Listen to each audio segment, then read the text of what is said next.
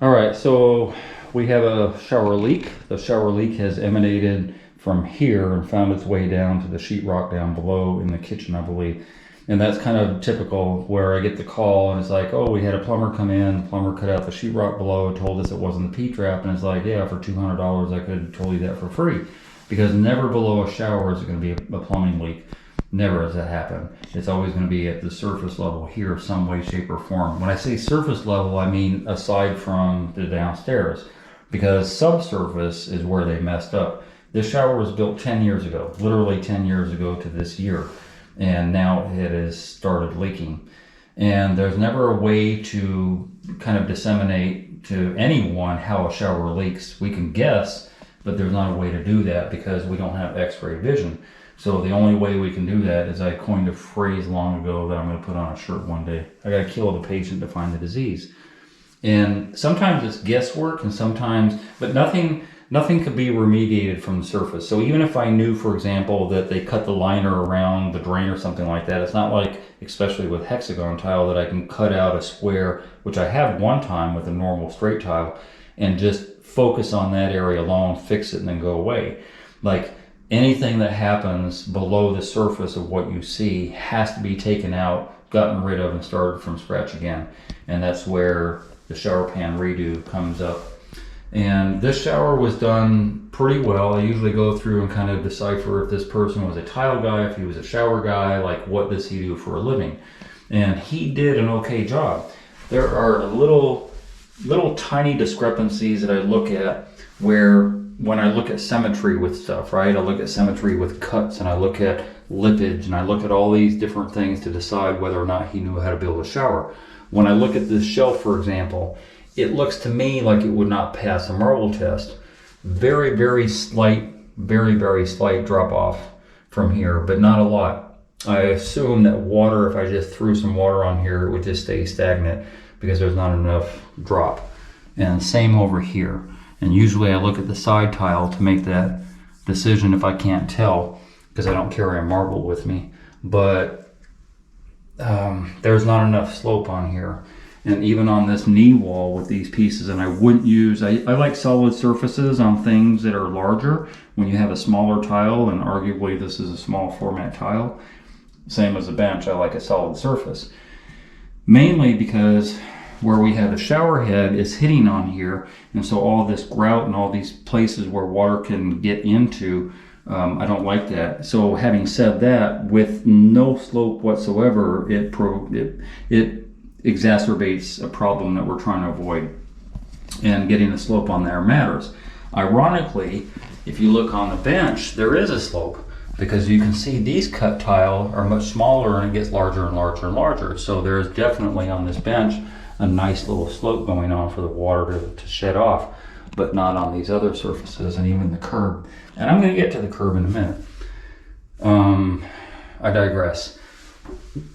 Getting into how somebody builds a shower, and I see cuts and I see factory edges showing and I see stuff like that. There are what we call pencil. And pencil pieces are a good way to make things nicer looking. So if it were me building the shower, I would end it. You know, it's not appropriate to put Schluter in here in a natural stone, 100% natural stone shower, but doing a 45 cut there and a 45 cut all the way around, it just kind of makes it more snazzy, and it finishes off an otherwise dull edge. And so, yeah, that's kind of why I know he doesn't build showers for a living. He's a good tile guy. Like, the lippage on here is minuscule. And there is some, because it's the nature of the beast with this brick type pattern tile, that you almost always end up with lippage. But insofar as like the cuts, he's half and half and full and full and half and half. And that's very subjective. Some people like half and then full, but you know, everything's symmetrical as far as that goes. The cuts are relatively symmetrical. Like this one is a little bit larger than that one, but symmetry matters, and it's little small things that we look at, or that I look at anyway. When he splits the difference, and if you notice, there's about 3 inches of tile on this, I think it's 4, 3 inches of tile up there, and there's also a matching 2.5 to 3 inches at the bottom. So he already did the math and knew from the bottom to the ceiling was going to be, there was going to be a discrepancy, probably a sliver cut one place or another. So he split the difference. So yes, tile wise, he knew what he was doing. He anticipated stuff ahead. Some of the symmetry doesn't match, like on this curb, for example, he's got kind of a quarter cut going on here where there's kind of almost a full piece over here. So I don't like that. That bothers me slightly. But insofar as the slope, as like I said earlier, there's a nice slope going on with the curb and the bench, but not the niche or the knee wall, and that matters. So doing tile work doesn't beget a shower guy. 10 years ago, I was using Red Guard. I think 10 years ago, I was using Red Guard, and it existed before that. I just didn't know about it. So he didn't use any waterproofer in here. Does it matter? Yes and no. It would matter more about stone tile than it would any other tile. And it also matters because if he makes a mistake, which obviously he did, the Red Guard, Aqua Defense, Hydroban, 8+9, any of those products that you use, even if you do the sealed system, fabrics on, all that stuff, all of that stuff matters because everything below it is now protected. So any mistake that you made below it, you've already mitigated with the surface, right? So yes, that matters. Now, getting back to the ceiling part, I got ahead of myself with this type of tile because I'm going to talk about ceiling tile also, especially with a natural stone. But getting back to the point that I was trying to make in regard to specifically this type of tile, always has a staining thing going on. I don't know why. I say always.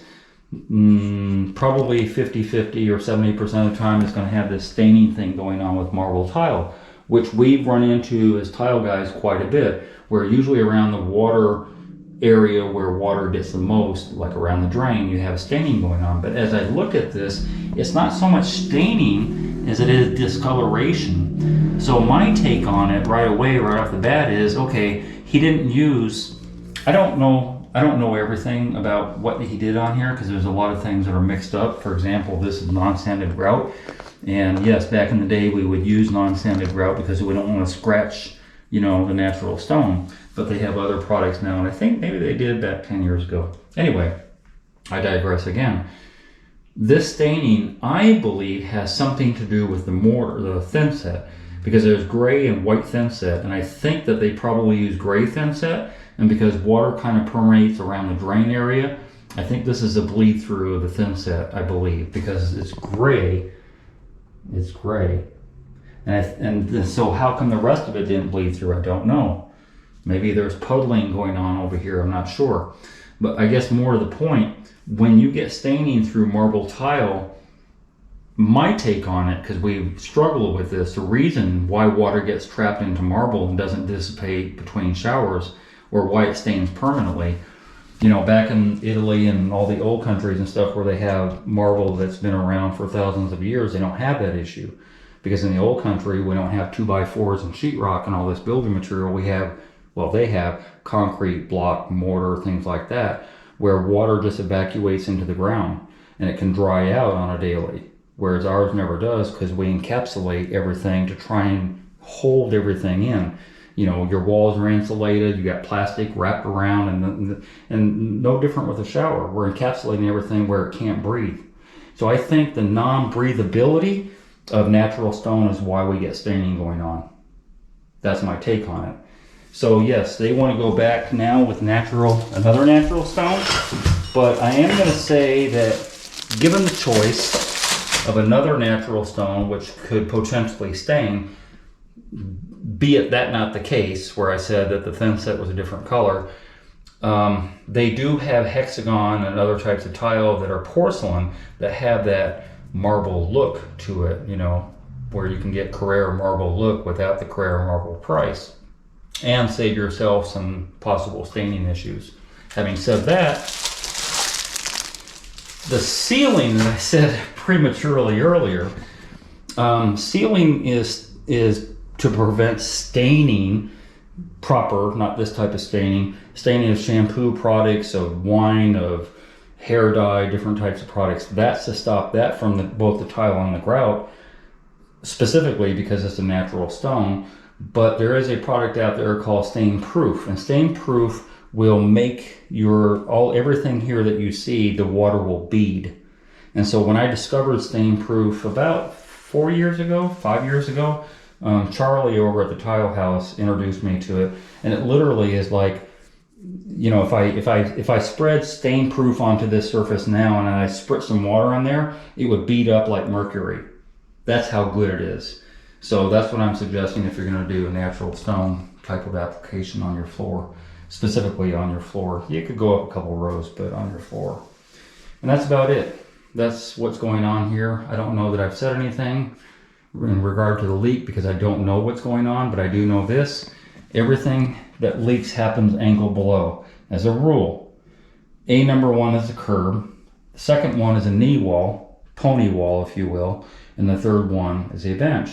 And when you have a shower head that is opposite all three of these, then you have three different entrances of water penetration to get in, plus the fact that it's a natural stone. And because you have movement, to some extent you have some cracking going on at the grout, and so water can get up under there and all that stuff. And because they didn't do any sealing, that's a very real possibility that water incrementally got in here over a 10-year period, as well as down here at the bottom where the curb's at with the vertical tile. Oddly enough, the corner is where everybody always talks about, make sure you caulk with the planes and change of planes and all that stuff. There's really not a lot of cracking going on. There's no caulking 10 years later, and very minute amount of cracking. Nothing that you would expect 10 years later, because things don't settle in the same way of every house, right? And that's why specifically I don't do caulking. I don't want to cause another problem to my homeowner where they can't do caulking well. It's really hard to caulk on this type of tile, this brick type pattern tile, because there are different thicknesses of the tile going on. Now, the bigger and better issue that I want to talk about is the staining. The staining sometimes is iron deposits, minerals and things like that are a natural stone, and sometimes it's just rust, and this is rust. So if you look on here, there's a pattern: screw, screw, screw, screw, nail, screw, whatever they use. This one's quite a bit of rust because it's near the end of the curb, which is where water always gets into, and all tile guys know that. And then of course you have, because this is kind of an iridescent type of tile, the staining just is pervasive. Like everywhere there's a fastener, you see there's a stain. A lot more on this side where the shower head is than is over on there, but definitely has to do with fasteners and not any kind of mineral deposits or anything like that. So it's very, very telling that the curb has failed. We don't know if the bench has failed in any way, shape, or form, but the bench is going to exit out of here. And so from the bench being gone, which eliminates that problem altogether, we'll give a sneak peek into the knee wall. So we will know that.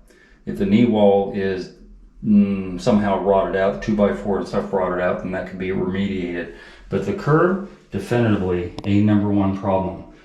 I'm going to say 95% of failures happen at the curb. That's just tried and true. And then of course the biggest failure was not knowing about waterproofing, because I wouldn't be here right now if all they did is waterproof the entirety of the shower to where it was functional before any of this tile. Any mistake that they made would have been irrelevant. But that's where we're at. Wow, I did that in 15 minutes. Whew, good for me.